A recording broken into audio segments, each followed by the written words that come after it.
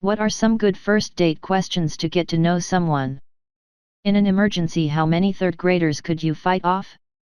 Beyond maybe a dozen, numbers don't really matter because they just get in each other's way. The critical factor is keeping your legs free. If they clump up holding onto your legs, they restrict you movement enough that others can knock you over. After that, you are done for. Also be aware that the longer the fight goes on, the more inevitable it becomes that one kid will get the idea to give you a wedgie, which will immediately be seized as the primary battle tactic by all the other kids from that point on. It won't allow them to win, but it is really distracting and painful. On our first date, my husband and I did a thing where one of us would choose a year, then we'd both say what we were doing in that year of our lives. It was a great way to get to know each other. I literally don't remember what I was doing this morning. Yet, while this does sound like a great idea, I already forgot what I ate for dinner an hour ago. I don't think I would do so well with this one. If their name is an uncommon one, make sure you ask what's the correct pronunciation. Literally the first thing I said to my husband on our first date was hello, followed by a butchered attempt to say his name. He replied, "What did you just call me?" And up until that moment, I had never before felt the urge to jump into the nearby creek in mid-February. LMAO, what's his name though? Went on a first date and I don't know how the convo got there, but she ended up saying, I think Hitler was a pretty smart guy. I was like, okay. Edit, not arguing for or against, I was just trying to say that the statement came out of nowhere and caught me off guard. Maybe that was her intention, lol. I mean, he probably was smart, but smart people can be evil. It's like Hitler was an idiot, it's even scarier that he was evil and able to rule a nation. I take it you're trying to date and are nervous? Honestly, there is no rule book questions you should really abide to. Just get to talking. Start off with small talk openers like where did you go to school, where do you work, do you like this and that. Eventually you'll get around to talking about hobbies/experiences.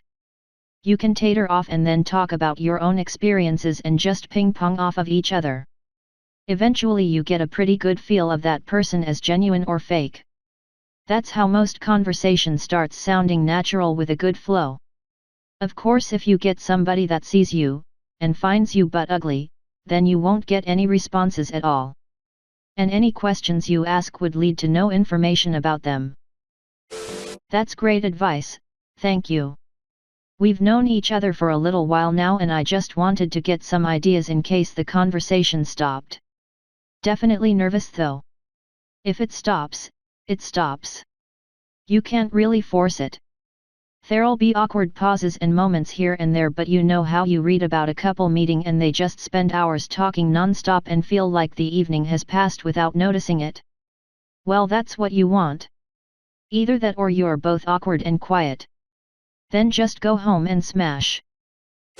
OkCupid had a really cool blog about statistics from their huge user base.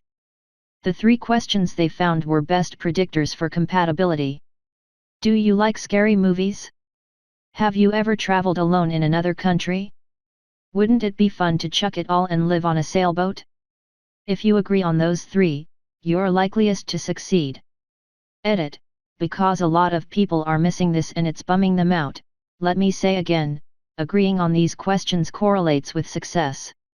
Your answers yes or no do not matter, how well they match your partner's answers does. Also, yes, it is just a correlation, not a hard guarantee. There are millions of happy couples that disagree on all 3. Some other fun bits from that article: if you want to know if your date is religious, ask how they feel about spelling mistakes. Higher tolerance of spelling mistakes correlates strongly with being religious.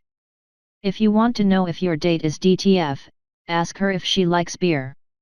There is a strong correlation between the two. What was your first pet's name? What was your second grade teacher's name? What was the make and model of your first car? What is the name of the road you grew up on? What city were you born in? Then read all their emails and DMs. Good way to get to know someone. I tried to do that once, clear the air straight away. But the guy threw up his hands and stopped me saying, I had enough of my own childhood shit, I don't need the emotional burden of carrying yours as well. Okay, I guess I can respect that. Needless to say, however, it didn't work out. Because, communication. There are some things better left for the second date. First date is usually good for first impressions. Do you like what you see? Do you enjoy the company? Do you like the good things enough to consider continuing to learn all the bad as well? Then again, it is also about expectations. Is the date for a casual hookup? Is this a date to expand social circles? Are they looking for a long-term partner with hopes of marriage, kids, and the occasional burying of dead bodies?